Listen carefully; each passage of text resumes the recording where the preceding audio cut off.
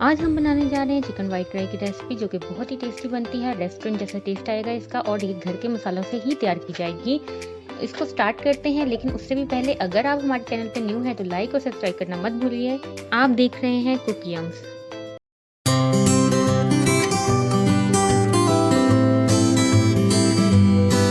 Note कर लीजिए, जो कि आपके स्क्रीन पर भी है। हमने यहाँ लिया 1 kg के करीब चिकन। साथ हम ले रहे हैं सूखा धनिया 3 टेबलस्पून। साथ हम ले रहे हैं जीरा 3 टेबलस्पून। काली मिर्च भी लेंगे 3 टेबलस्पून और अदरक पेस्ट 3 टेबलस्पून। लहसुन एक कंप्लीट ले लें या 3 टेबलस्पून ले लीजिए। देख लीजिए आपके सामने है। साथ ही हमने क्रीम, हमने यहाँ पे पैकेट की क्रीम ली है। अगर आप चाहें तो होममेड क्रीम भी यूज़ कर सकते हैं। अगर आपको होममेड क्रीम की रेसिपी चाहिए तो आप कमेंट में ज़रूर बताइए। और साथ ही हम ले रहे हैं आधा किलो के करीब दही, जिसको हमने अच्छी तरीके से बीट करके रख लिया। और हमें चाहिए नमक आप हस्बे जायका ले सकते हैं, आप अपने चॉइस के अकॉर्डिंग ले सकते हैं।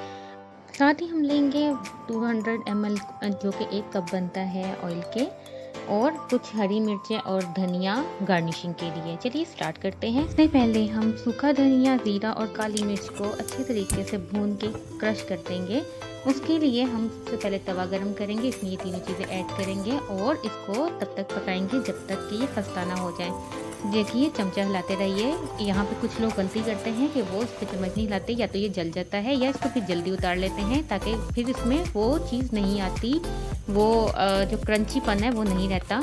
ये देख लीजिए, अब ये अच्छे तरीके से हो चुका है। इसे 3 to 5 मिनट्स लगेंगे। अब हम इसको क्रश कर देंगे। आप मशीन का भी यूज़ कर सकते हैं। ये देख लीजिए, इसको मोटा मोटा क्रश करना है, यानी पीसना है। अब हम इसको निकाल लेंगे और हमारा ये पाउडर बिल्कुल रेडी है। आप देख लीजिए कि किस तरह कितना होना चाहिए। दूसरी जाने किसी भी बर्तन में आप चिकन डालिए, उसके अंदर हम दही डालेंगे और फिर जो मसाला हमने क्रश किया हुआ था वो इसमें ऐड करेंगे। ये देख लीजिए, और इसी के साथ हम नमक भी ऐड करेंगे इसके अंदर, और लहसुन और अदरक दोनों का पेस्ट इसके अंदर ऐड कर देंगे। मैंने लहसुन को भी पीस के उसका पेस्ट बना लिया था। आप इसको अच्छे तरीके से मिक्स कर लीजिए।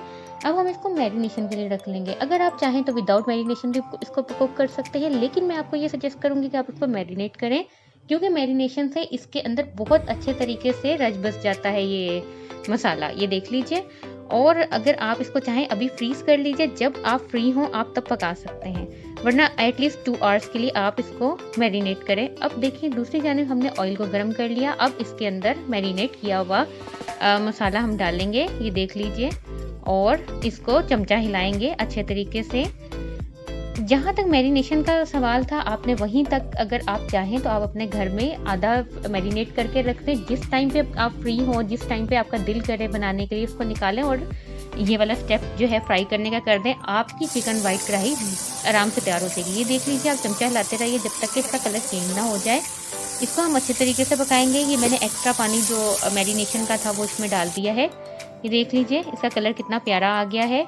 अब हमारा टाइम आ गया है कि हम इसमें क्रीम ऐड कर लें। ये देख लीजिए, पानी क्योंकि खुश्क हो चुका है और गोश्त पक चुका है। ये देखिए, इसको आप चमचा हिलाते रहिए और देखिए कि इसका कलर कितना अच्छा आ रहा है। ये देखिए,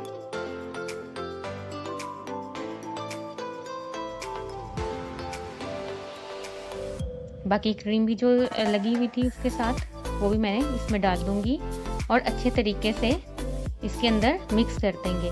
क्रीम ऐड करने के बाद ये बात ध्यान में रखिएगा कि ज़्यादा देर आग नहीं जलानी, वरना क्रीम फट जाती है और ऑयल में तब्दील होना शुरू हो जाती है। ये देख लीजिए, अब हम इसको गार्निश कर देंगे और हमारा वाइट कढ़ाई बिल्कुल रेडी है।